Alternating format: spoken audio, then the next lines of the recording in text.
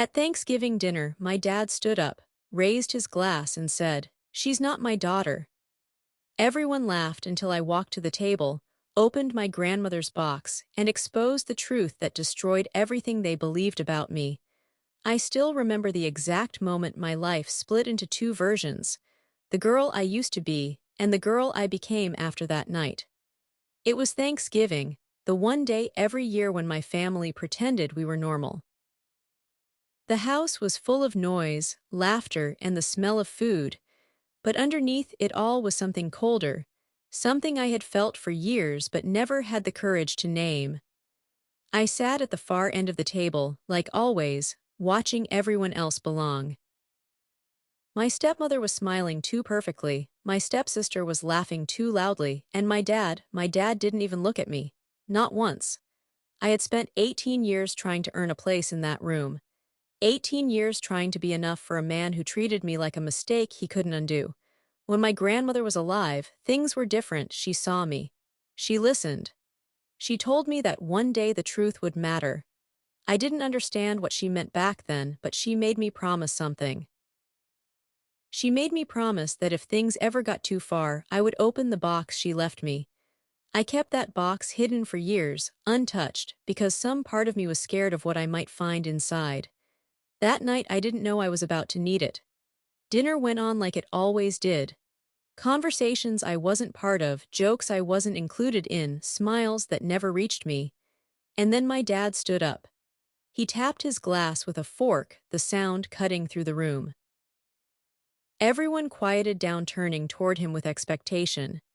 He looked around the table, smiling, proud, like he was about to say something meaningful.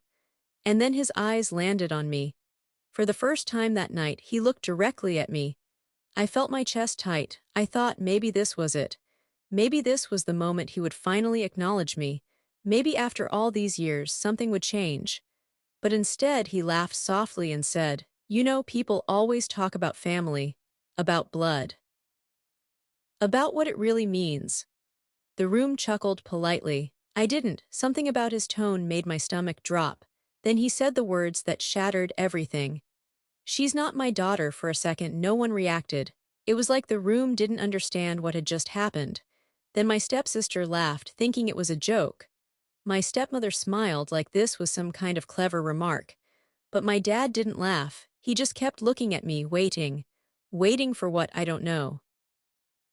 Maybe for me to disappear, maybe for me to break. I felt every eye in the room turn toward me.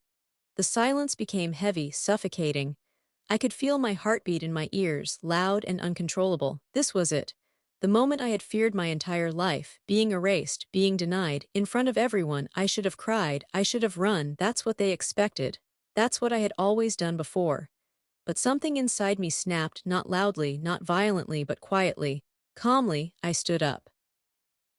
The chair scraped against the floor, the sound sharp in the silence. I didn't say a word, I didn't argue, I didn't defend myself. I just looked at him for a second, really looked at him. And for the first time I didn't see my father, I saw a stranger. Then I walked out of the room. No one stopped me. No one called my name. That hurt more than anything he said. I went straight to my room, closed the door, and sat on the edge of my bed. My hands were shaking, but my mind was clear. For the first time in my life, I knew exactly what I needed to do.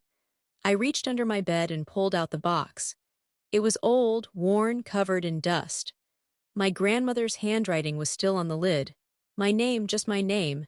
I stared at it for a long time. My heart was racing again, but this time it wasn't fear. It was something else, something stronger. I opened it. Inside were letters, documents, photos, things I didn't understand at first glance.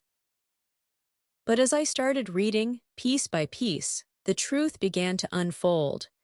And the more I read, the more I realized something terrifying.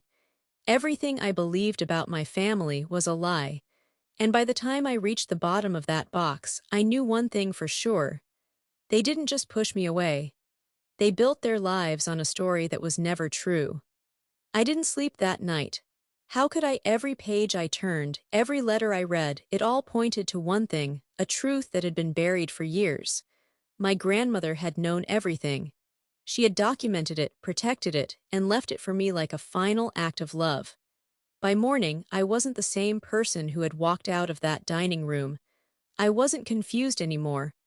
I wasn't doubting myself. I wasn't trying to earn anything from people who had already decided I didn't belong. I packed my things slowly, carefully, like I was closing a chapter. When I walked out of the house, no one stopped me, just like before, but this time it didn't hurt. This time it felt like freedom. Days turned into weeks and weeks turned into years.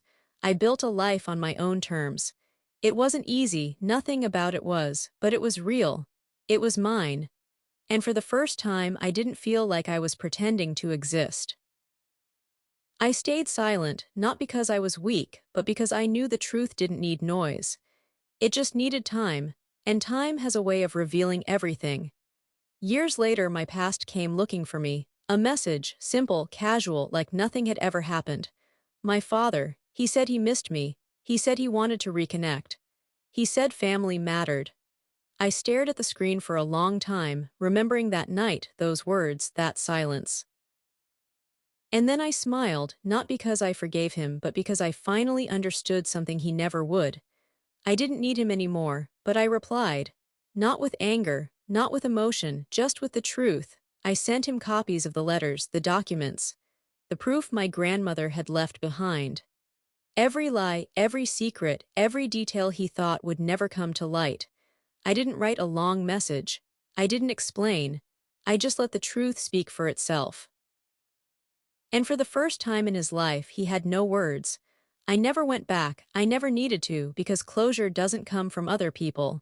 It comes from knowing your worth, even when they refuse to see it. My grandmother once told me that the truth always finds its way to the surface. She was right, it just doesn't always happen when you expect it.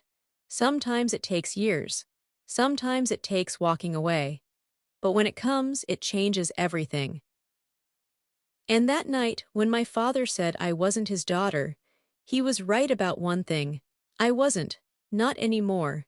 If this story touched you, don't forget to subscribe for more powerful stories like this. And tell me in the comments, have you ever been treated like you didn't belong in your own family or known someone who has?